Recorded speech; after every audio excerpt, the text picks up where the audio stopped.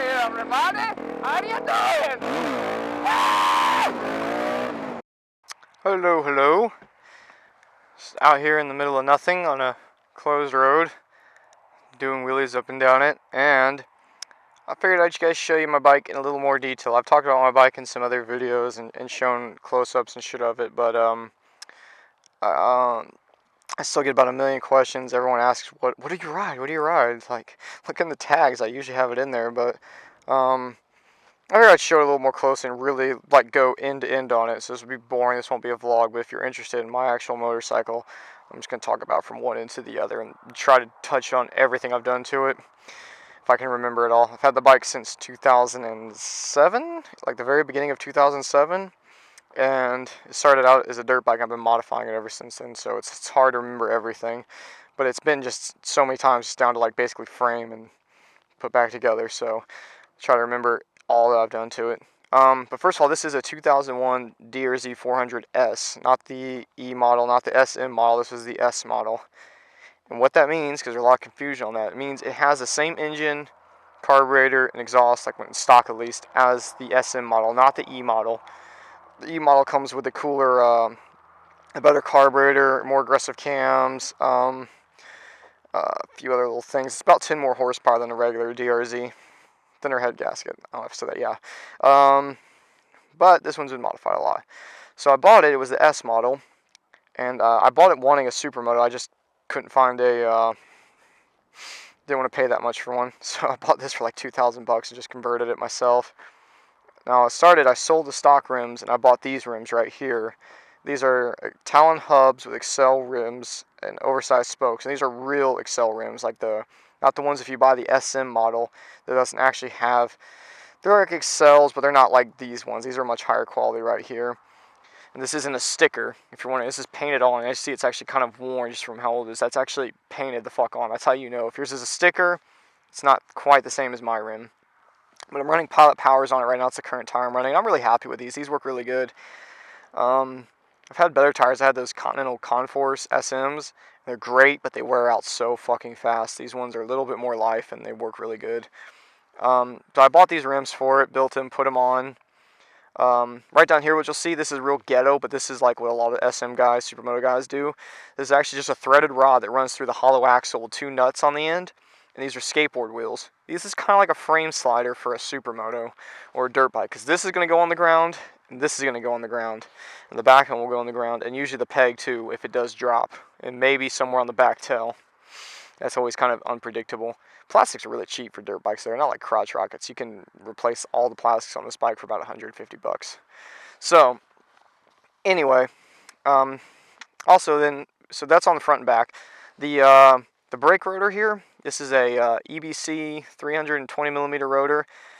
And you have basically this bracket here that just shoots it out a little bit so you can fit the thing on here, the caliber. Steel braided line.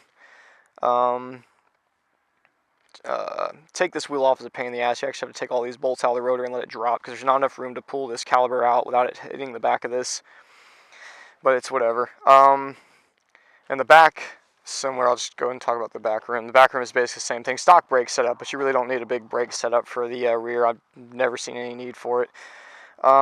Same kind of setup here. You have the Snell crawlers when you have the S and E swing arm. The SM swing arm is more precise. It actually has the nut and bolt screw jam nut thing like a sport bike would have. It's a little better. The suspension, though, while I'm kind of building my way up from bottom to top here, it is rebuilt. The S suspension is kind of soft, and actually mine was just so old. So what I ended up doing, I didn't have a lot of money when I did it. If I had more money, I would have put actual different springs in here. Is the stock springs with spacers are about 1.5 inch long spacers. So basically just adds extra preload to the spring.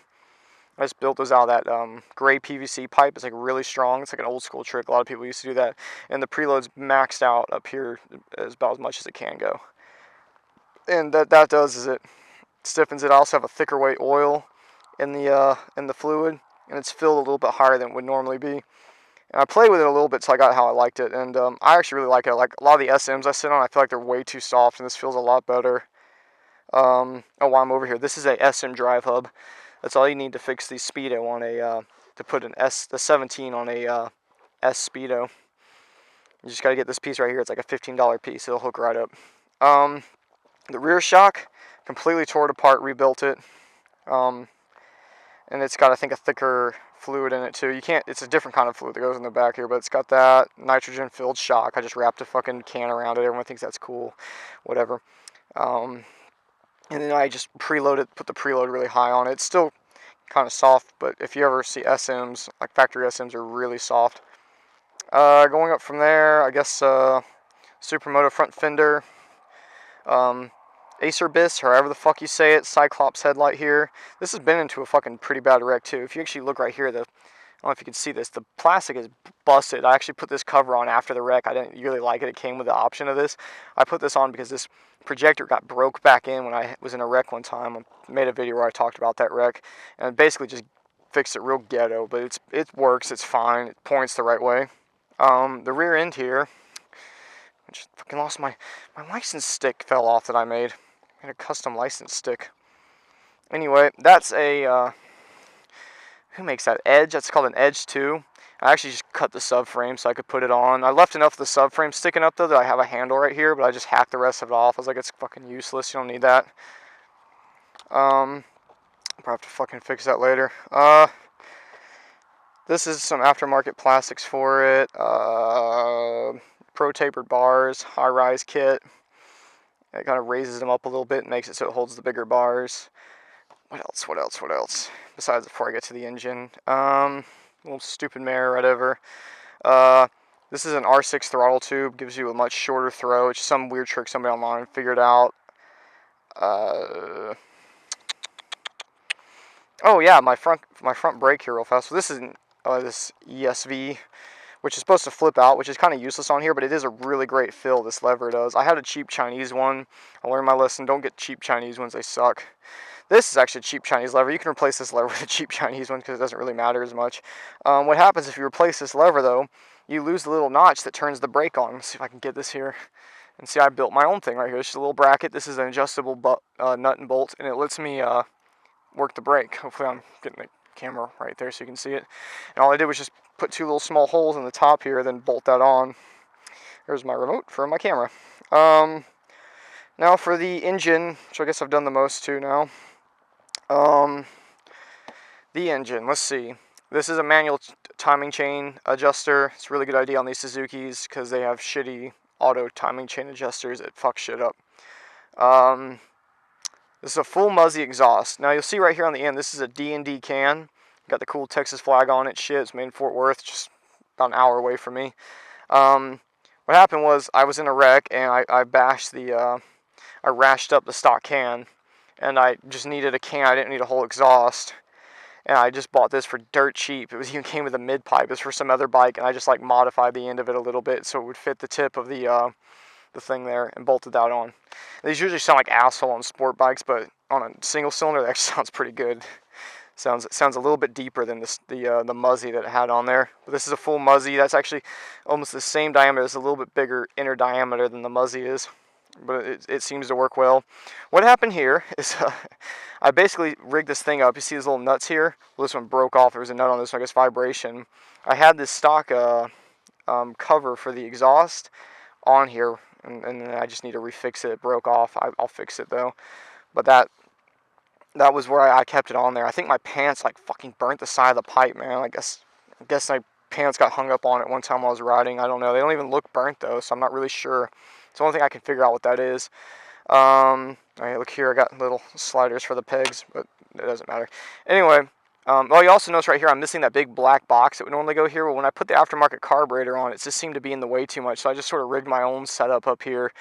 And I do wheelies all the time in this tube. I left this tube on the back here clear. This is the breather that would go back to the engine. And I almost never see any real oil in that tube. It actually kind of routes up like this, so it does bleed back to this. And right here it's kind of straight, but it goes back up a little bit. And it seems to work really well. These are really thick hoses, so any oil that builds up in there will make its way back down. I haven't had any issues with that.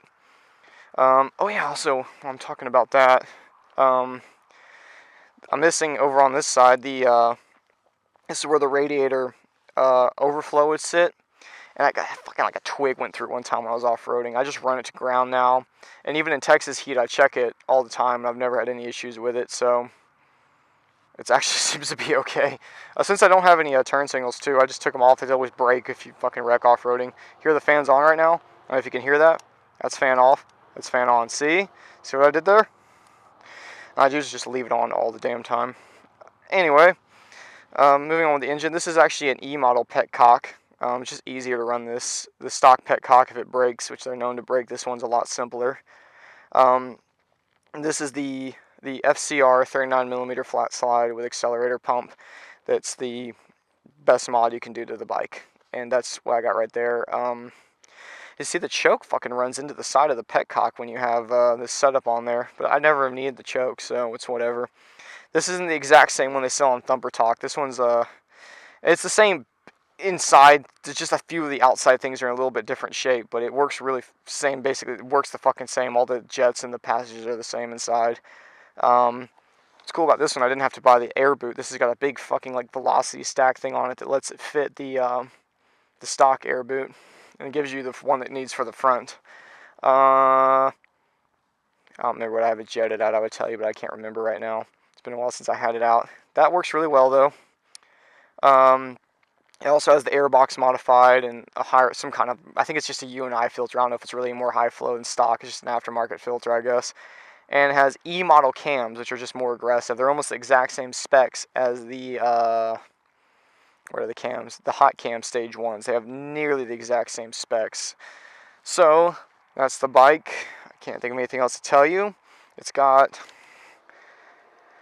34,000 miles on it. It's never been rebuilt. Works fine.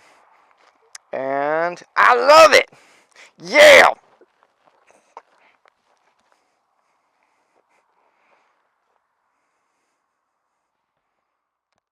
Yes, that's my name. And he's all like, he tells me to put my hands or something on the cop car or do something like that. I was like, but I just bought this milkshake. Like, still, like, hasn't even dawned on me I'm in trouble. Like, I hold my milkshake. I'm like, I just bought my shake, though, man. He slaps the fucking thing out of my hand.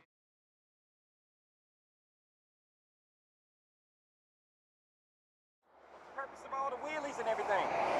Oh, I don't know. Huh? I thought this was designed to be on 2 wheels, not 1. Yeah. You got your license and your proof of insurance? Yes, sir. I got my pocket.